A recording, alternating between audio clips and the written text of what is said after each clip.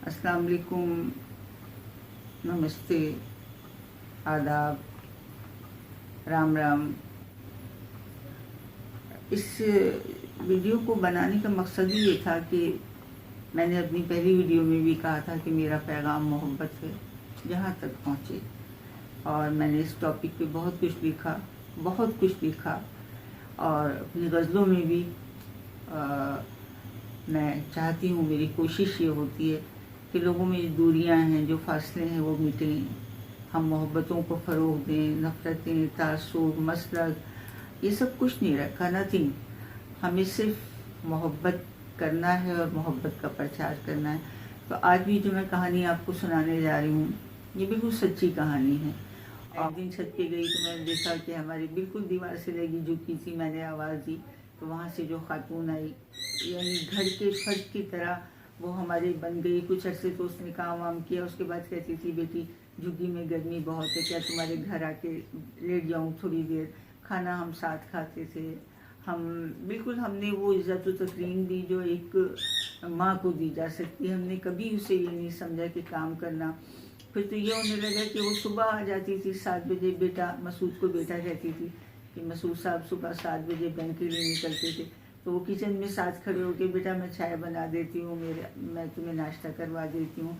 मुझे भी इत्मीनान था कि घर में कम से कम माँ की तरह एक हस्ती। तो ऐसी एक रात जब मेरा बेटा शदीद बीमार था और मसूद शहर से कहीं बाहर गए थे ऑडिट के लिए, और कह के गए थे कि अम्मा कहते थे हम लोग ना उसको, अम्मा को बुला लेना, और ताकि डर भी ना लगे। और बच्चे को बुखार है, ज़रा दूसरा आदमी बच्चे को खसरा निकली थी।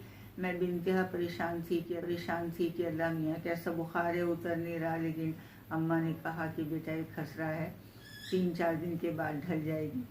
मैं इतनी थकी हुई थी बच्चे की बीमारी में, इतनी थकी हुई थी कि जिस दिन वो खसरा ढली है और बच्चे का बुखार कम होना शुरू हुआ, तीसरा दिन था या चौथा, बसो मासी जो थी, अम्मा हमारे घर ही में थी और मेरे सर में तेल लगा रही थी। तो मैंने उससे कहा, ऐसे ही जैसे कहते हैं कि अम्मा कुछ अपनी कहानी सुनाओ, कहाँ से ताल्लुक़ है, कहाँ रहती थी, कहाँ से आई हो। तो उसने जो कुछ कहानी सुनाई, मैं मीनू अन आपको ये सच्ची कहानी जो कि मैंने छपवाई भी है, मैं आपको सुनाती हूँ।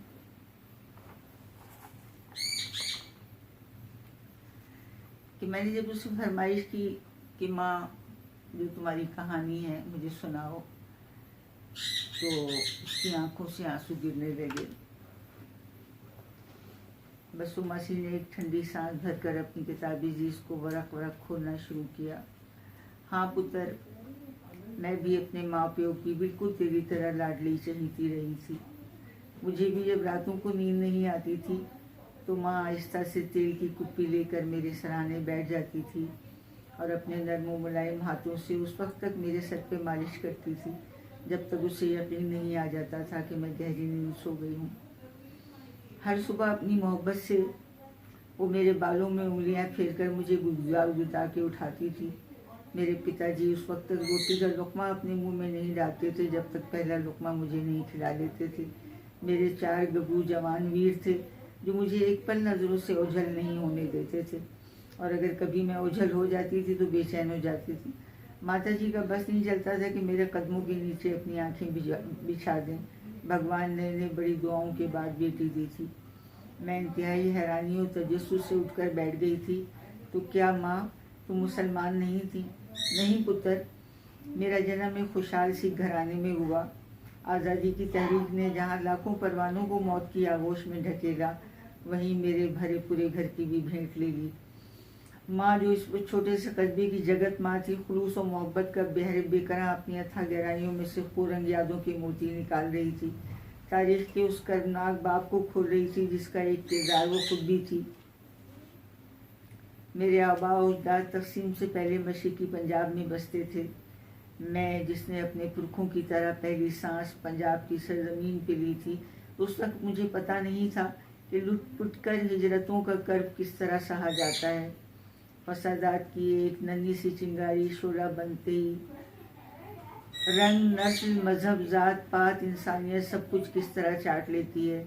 आग की आंखें नहीं, सिर्फ जबान होती है सुर्ख और खून आशाम जबान। دلوں کی تقسیم سے شروع ہو کر زمین کی تقسیم تک پہنچنے والی اس پردرد و پرتحیت داستان کو سننے کے لیے میرا پورا وجود ایک عجیب کیفیت میں مبتلا تھا۔ ماسی نے اپنی آنکھوں سے بہتے آب رواں کو بدقت تمام روکنے کی کوشش کی۔ ماں فیر کی ہویا، میں نے آہستہ سے ماں کو جھنجھوڑا۔ ضلع گرداسپور کا ایک چھوٹا سا قصبہ شکر گڑھ تھا۔ اس قصبے کے ایک دور افتادہ چھوٹے سے گاؤں میں ہمارا گھر تھا، ہمارے پرکھوں کی بنائی ہوئی پختہ حویلی۔ رفتہ رفتہ یہی حویلی اس گاؤں کی پہچان بن گئی۔ اس گاؤں کا نام ہی اونچی حویلیاں پڑ گیا۔ 300-400 نفوس پر مشتمل اس گاؤں کے مغربی سمت کمات کے 2 رویا کھیت سر اٹھا اٹھا کر ترنگ میں اس طرح لہراتے تھے جیسے حویلی کے اونچے اونچے برجوں کو چوم چوم کر خوش ہو رہے تھے۔ گاؤں کے اطراف میں لگے ہرے بھرے پیڑ، ان پیڑوں پر لدے خوبصورت و خوش رنگ پھل پھول اور پودے، مشرقی سمت میں چھوٹے چھوٹے ٹیلوں پر مشتمل چھوٹی سی پہاڑی جس کے بیچ میں سے گزرتی دودھیا اور شفاف نہر، گاؤں کے بیچوں بیچ میں اس طرح واضح تھی لگتا تھا کوئی آکاش سے اتری دلہن اپنی مانگ میں رکشاں بھرے جھلملاتے چھپر کھٹ پر محو خواب ہو۔ اکثر یہ سکھوں پہ مشتمل تھی۔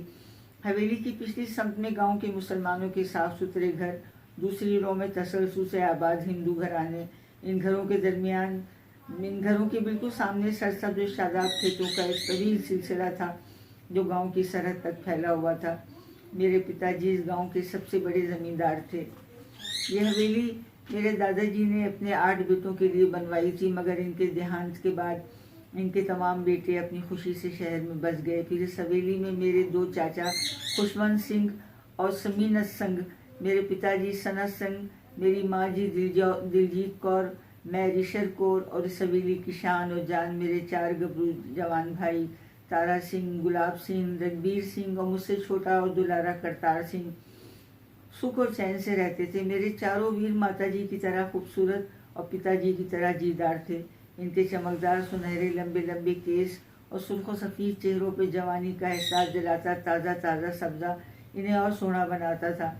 اونچی حویلیاں میں بسے ہندو، مسلم اور سکھ محبتوں کی مضبوط ڈوری میں پروئے ہوئے تھے۔ ہمارے دل آپس میں جڑے ہوئے تھے، ایک دوسرے کے ساتھ میل ملاپ اور ساجھے داریاں قائم تھی۔ پتا جی جتنی محبت چاچا بھگوان داس، چاچا ہری رام، چاچا اوم ناتھ اور چاچا شنکر دیال سے کرتے تھے، اتنی ہی عزت و محبت چاچا دین محمد، ماسٹر نصیر الدین، چاچا نور بخش، چاچا کرم داد اور منشی چاچا میراج دین کی بھی کرتے تھے۔ یہ سب کے سب ہمارے ہمسائے تھے۔ امن اور شانتی سے بھرے اس گاؤں میں میری سکھیاں تھیں، سہیلیاں تھیں، نوخیز اور الہڑ، جنہیں پتہ ہی نہیں تھا کہ ہنسنے، بولنے، کھیلنے، کودنے اور پڑھنے کے علاوہ بھی کوئی زندگی ہے۔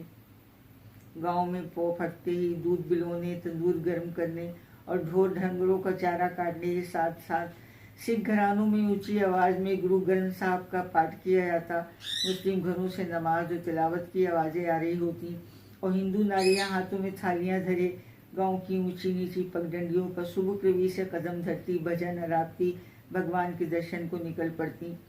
ساون کا مہینہ آتے ہی ہم تمام سکھیاں آموں کی ڈالی پر جھولے ڈالتے، ہم آپس میں پینگوں پر بازیاں لگاتے، جس کی جتنی اونچی پینگ ہوتی وہ جیت جاتا۔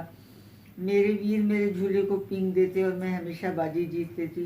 ہم سکھیاں مل کر میگھ ملہار گاتے، گاؤں کے ویر اونچی نیچی پگڈنڈیوں پر دوڑیں لگاتے، زور آزمائی کرتے، پنجہ آزمائی کرتے، کبڈی آنکھ مچولی کھیلتے، لٹ بازی ہوتی، کنویں کی منڈیر پر بیٹھ کر ایک تارا بجایا جاتا۔ میرے ویر کرتار سنگھ کا ایک تارا اور میراج دین کے پتر سراج دین کی مدھر آواز میں گایا ماہیا ایک سما بن جاتا تھا۔ ہمارے تمام گھروں کی بڑی بوڑھیاں اور مائیں چوکے میں بیٹھی تلن تل تل کر ساون مناتی۔ ہرا بھرا گاؤں دھانی اور کاسنی چندریوں سے رنگین ہو جاتا۔ جتنی دھوم سے بیساکھی منائی جاتی تھی اتنی ہی دھوم سے ہولی، دیوالی اور عید کا تہوار منایا جاتا۔ یہاں خانہ دل میں چھپی بھولی بسری یادیں 10 بستہ ہاتھ باندھے کھڑی تھیں اور ماسی کا پورا وجود آنسو بن گیا تھا۔ اپنے امٹتے آنسوؤں کے سرکش سمندر کے آگے بند باندھنے کی بے سود کوشش کرتے ہوئے ماسی نے اپنی نظریں افق پر جما دیں، جہاں رات بھر کی مسافت طے کر کے تھکا تھکا سا چاند آہستہ آہستہ نظروں سے اوجھل ہو رہا تھا اور مشرق سے خراما خراما نکلی سنہری تھالی ایک نئی صبح کو جنم دے رہی تھی۔ میں جو ساری رات اس داستان کے سحر میں کھوئی ہوئی تھی، اب مجھے ہلکی ہلکی نیند آنے لگی تھی۔ یادیں چاہے تلخ ہوں चाहे शीरीं हुजूम में भी तन्हा नहीं रहने देती हैं, हर वक्त आस पास मौजूद होती हैं। फिर ये यादें तो जन्नत का कीमती एहसासा थी। लाख मैंने चाहा कि मेरी आँख बंद हो जाए, लेकिन इस कहानी का सुरूर मुझे सोने नहीं दे रहा था। और वो जिसने वक्त की धूल से बचाकर इन सब यादों को सबकी नज़रों से छुपा कर रखा था, उसे तो मौका मिला था कहानी सुनने का। मेरा रुआं रुआं हमतन गोश था। उसने वहीं से कहानी जोड़ी। बेटा उठो, कहानी तो सुनो। हाँ माँ सुनाओ। दिए एक रोज़ जाने क्या हुआ, मुझे याद है शायद अगस्त की 6 तारीख थी। गांव वाले हंसती मुस्कुराती सुबह की पहली दस्तक के साथ ही अपने अपने कामों का आगाज़ करने की तैयारी कर रहे थे, जब चाचा बलवंत सिंह हवा की रफ्तार से भी ज़्यादा तेज़ रफ्तार घोड़ी भगाता ऊंची हवेली के फाटक पर खड़ा ज़ोर ज़ोर से पिताजी को आवाज़ें दे रहा था। ओ सनत संग, ओ वीरा, मेरी गल सुन ले, मैनू आगे भी जाना है, जल्दी कर। और पिताजी जो चौकी में तनूर गर्म करने के लिए माँ को कुल्हाड़ी से लकड़ियाँ काट कर दे रहे थे, हवास भागता होकर बाहर दौड़े। रब जाने चाचा ने क्या आख्या और पता नहीं क्या सुनिया कि पिताजी हवेली में आए तो परेशानी इनके माथे पर पसीना बन के फूट रही थी। माताजी ने इन्हें साल में देखा तो बेचैन होकर चौके से हाथ पोंछती हुई निकली और बोली, वे खैर थे। पिताजी ने उदासी से जवाब दिया, भाग भरी खैर नहीं है, कल रात चीमा कना दी बस्ती उजड़ी है। अज रात बुलवाई साढ़े ग्रां ते हमला करन वाले ने। चाचा ये इत्तला दे के आगे रवाना हो गया। बंटवारे की खबरें तसलसल से हमारे गांव में भी आ रही थी, मगर इस गांव पर भी हमला होगा, इसका भी बंटवारा होगा, ये तो किसी के ख्वाबो ख्याल में भी नहीं था। ज़मीन की तकसीम का अमल तो उस वक्त शुरू होता है जब दिलों की तकसीम शुरू होती है। यहाँ तो हमारे दिल आपस में मजबूती से जुड़े हुए थे, कुछ तकसीम कैसी। फसादात की आग अभी इस गांव से कोसों दूर थी। चाचा की लाई हुई खबर की इत्तला गांव वालों को देने पिताजी उसी वक्त चले गए। मेरी माँ ने किसी अनजाने और नादीदा खौफ से सहम कर मुझे इस तरह अपनी मोहब्बत भरी छाती में भर लिया जैसे अपने सबसे कीमती खजाने को महफूज पनाहगाह में छुपा लिया हो। सच है मामा, ठंडियाँ छावा। गांव वालों को चौकस करके पिताजी मेरे भाइयों को लिए घर के पिछवाड़े बने इस कोठरी में चले गए जहां हमारा अनाज रखा जाता था, हमारी किरपानें, तलवारें और दूसरा असला भी रखा जाता था। गांव की औरतें और लड़कियों को हवेली की निचली मंजिल में बने कमरे में पहुंचा दिया गया। गांव के रास्तों और कमाद और सरकंडे के खेतों में मर्द और लड़के आरजी मोर्चे बनाकर बैठ गए। उस वक्त पूरी बस्ती सरासिंगी की कैफियत में थी। हमारे चूल्हे चौके ठंडे हो गए थे। औरतें, लड़कियों और बच्चों में एक कोहराम बपा था। मगर क़यामत का दिन और रात खैरियत से गुजर गई। बस्ती का हर फर्द खुश था, एक दूसरे से गले मिलकर अपने होने का यकीन दिला रहा था। औरतें जिनके मुंह में एक खीर भी नहीं गई थी, अपने बच्चों को अपनी छाती से लगाए अपनी मोहब्बतों का मीठा रस उनके पेट में मुंतकिल करके अपने चूल्हे गर्म करने की तैयारियां करने लगी। लड़कियां अपनी संगी सखियों से लिपटकर खुशी के आंसू बहा रही थीं। एक खौफनाक तूफान हमें लपेट में लिए बगैर गुजर गया था। हम जिंदा थे, यही क्या कम खुश नसीबी थी। उस 8-10 बरस की कच्ची उम्र में हमें क्या पता था कि बलवा किसे कहते हैं और बलवाई किन दरिंदों का नाम है। 4-5 दिन खैरियत से गुजर गए, मगर हवा की सरगोशियाँ और बस्ती पे छाया सोगवार और गंभीर सुकूत कह रहा था कि आग और खून का ऐसा सेले रवां इस रास्ते से गुजरने वाला है जो सब कुछ बहा कर राख कर देगा और हम सब खशाक की तरह बह जाएंगे। यही वजह थी कि गांव के तमाम मर्द मुसल्ला होकर पूरी रात पहरा देते थे। 5वें रोज़ पिताजी मेरे भाइयों तारा और गुलाब सिंह को लेकर चाचा जी और उनकी लड़कियों को लेने कोटली सूद कलां चले गए। चाचा का कोई बेटा भी नहीं था, फिर वो बीमार और लागर भी थे और ज़रा सी बात पर परेशान हो जाने वाले। पिताजी सबसे ज़्यादा मोहब्बत अपने इसी वीर से करते थे। जिस शाम पिताजी दूसरे गांव रवाना हुए, इसी रात हमारे गांव पर हमला हो गया। पहरेदारों के अलावा कुछ लोग मीठी नींद सो चुके थे, कुछ सोने की तैयारियां कर रहे थे। सत श्री अकाल और हर हर महादेव के फलक शिगाफ नारों से बस्ती लरज रही थी। बलवाइयों के पास चाकू, छुरियां, बल्लम, लठ, किरपानें, संगीनें और तलवारें थीं और बस्ती के लोग निहत्ते थे। पहरेदारों ने बड़ी बेजिगरी से मुकाबला किया था, मगर किल्लत पर कसरत गालिब आ गई। दिफा करने वाले गाजर मूली की तरह काट दिए गए। इतनी अफरा तफरी और क़यामत मची के बच्चे माओं के कदमों तले आकर कुचले गए। जो बचे इन्हें संगीनों में प्रो कर मारा गया। औरतें अपनी जानें और इज्जतें बचाने के लिए कुओं में कूद रही थीं। کچھ لٹبرداروں کی زد میں آ کر زخموں سے چور ہو رہی تھی، جس کا جہاں منہ اٹھ رہا تھا موت سے بچنے کے لیے دوڑا چلا جا رہا تھا، مگر موت انہیں مہلت ہی نہیں دے رہی تھی۔ کسی کے پیٹ میں خنجر اتارے جا رہے تھے، کسی کی پیٹھ میں چھرا گھونپا جا رہا تھا، کتنے ہی سر تلواروں اور کرپانوں سے اتارے جا چکے تھے۔ اتنی چیخ و پکار مچی تھی کہ کان پڑے آواز سنائی نہیں دیتی تھی۔ فسادیوں نے کامیاب سب خون مارا تھا۔ بلوائیوں نے پورا گاؤں ایک بہت بڑے شمشان گھاٹ میں تبدیل کر کے نوخیز و جوان لڑکیوں کو خنجروں کی نوکیں چبا چبا کر اپنے آگے چلنے پر مجبور کیا۔ نہ جانے کتنی لڑکیاں تہہ تیغ کر دی گئیں۔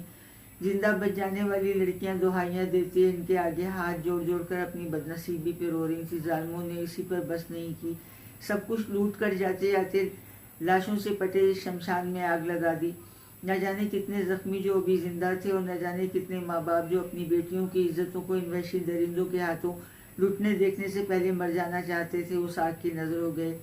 میرے دونوں چاچا اپنی کرپانوں سے جب تک مقابلہ کر سکتے تھے کرتے رہے، مگر ظالموں نے انہیں ذبح کر دیا۔ میری ماتا جی اور دونوں ویر میری آنکھوں کے سامنے اپنے ہی خون کے دریا میں ڈوبے پڑے تھے۔ میں بدبخت نیند اور جاگنے کی درمیانی کیفیت میں ڈوبی ماسی سغرا سے لپٹی خوف اور دہشت سے تھر تھر کانپ رہی تھی۔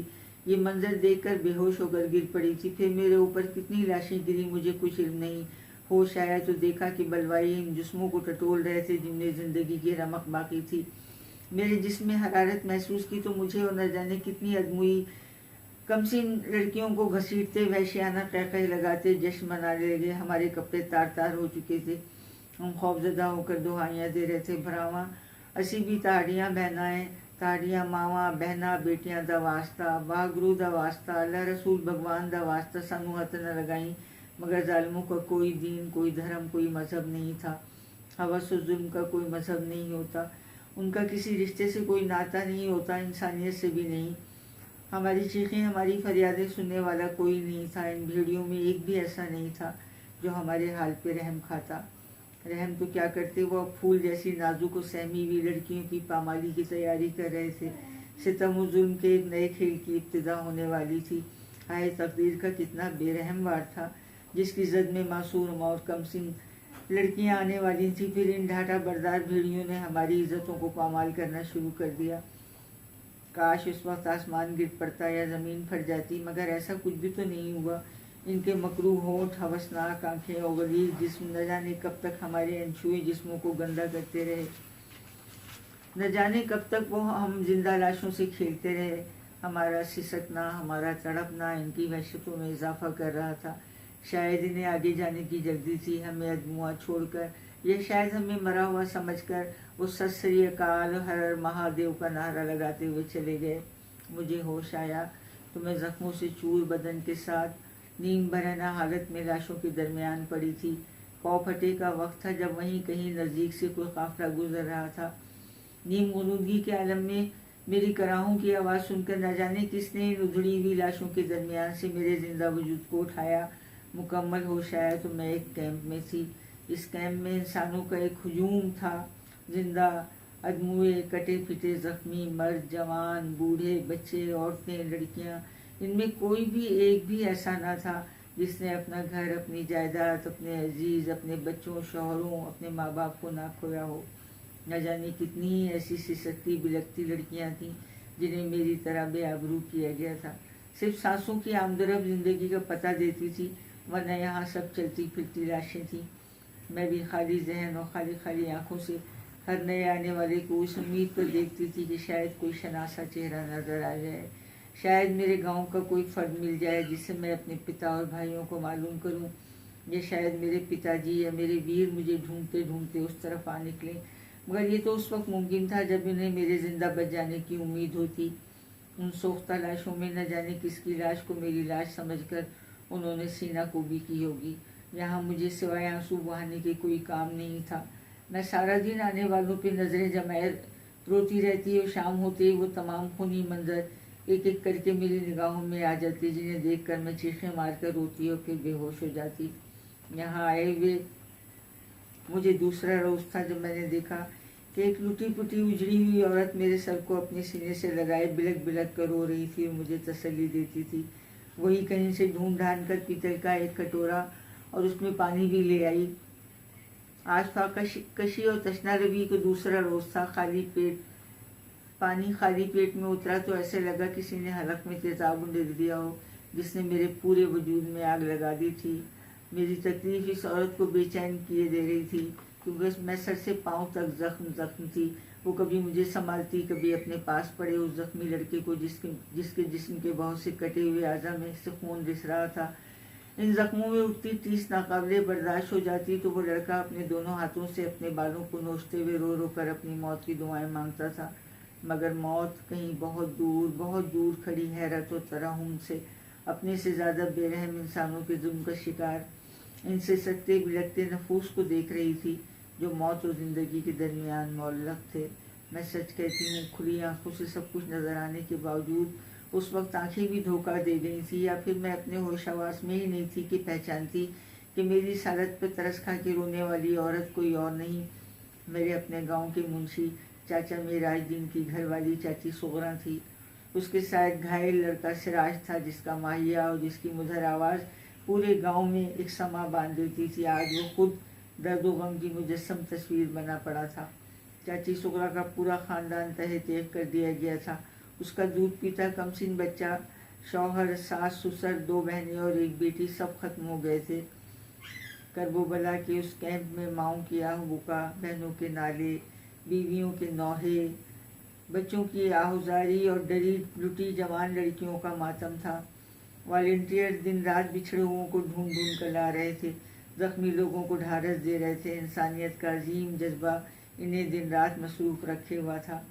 मुझ पर गुजरे हादसे ने मेरी क़ुव्वत गोयाई सल्ब कर ली थी, मगर चाची ने इन वॉलंटियर्स को मेरी हकीकत बता दी थी। वो रोज़ो शब इस कोशिश में लगे थे कि किस तरह मेरे किसी अजीज या शनासा से रब्ता हो जाए और उनकी अमानत इन्हें सौंप दी जाए। मैं देख रही थी कि थोड़े थोड़े करके ये महाजरीन मिलिट्री की निगरानी में सरहद पार पहुंचाए जा रहे थे। जिस वतन के लिए उन महाजरीन ने अपना सब कुछ लुटा दिया, वहाँ उन्हें हर हाल में जाना ही था। और मैं सोचती थी, अगर मासी सुगरा भी चली गई तो मेरा क्या होगा? क्या अब मेरे लेखे में सिर्फ दरबदरी और पामाली है? नहीं, ये सोच मुझे बेचैन किए हुए थी। एक दिन मैंने चाची से लिपट कर रोते हुए पूछा था, चाची तुम चली जाओगी, मेरा क्या होगा? मेरा तो अब कोई भी नहीं, मैं कहाँ जाऊँगी? चाची ने मेरे आंसू पोंछते हुए कहा था, तू मेरी धी है, तेरे लोगों ने तुझे रो धो कर सब्र कर लिया होगा। अब यही बेहतर है कि तू मेरी बेटी बनकर मेरे साथ पाकिस्तान चल, और अगर नहीं तो तेरी किस्मत। और वो दिन भी आ गया जब चाची और सिराज के साथ मैं भी अपने प्यारों की यादों को सीने से लगाए एक अजनबी सरजमीन पर आ गई। इस नई जगह ने जहाँ सबको कुशादगी से कबूल किया, वहीं मुझे भी समेट लिया।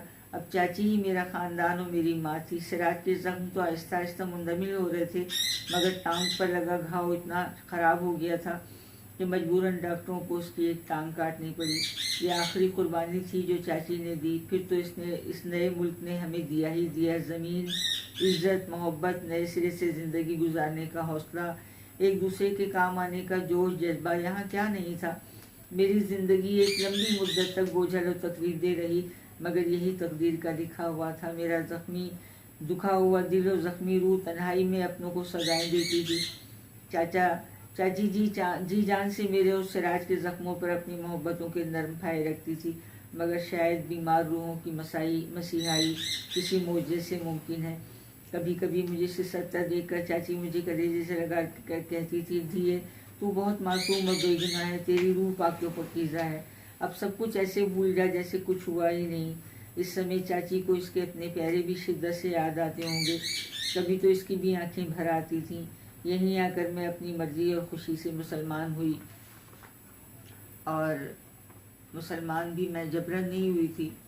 मैं इन लोगों के रवैये से, इनके मोहब्बत से, और चाची सोरा जो मेरी माँ थी, उन्होंने जिस तरह मेरे ज़ख्मों को भरा, जिस तरह मुझे अमन, सुकून, प्यार, मोहब्बत किया, मैं उस वजह से मुसलमान हुई, और इसमें कोई जबर शामिल नहीं था।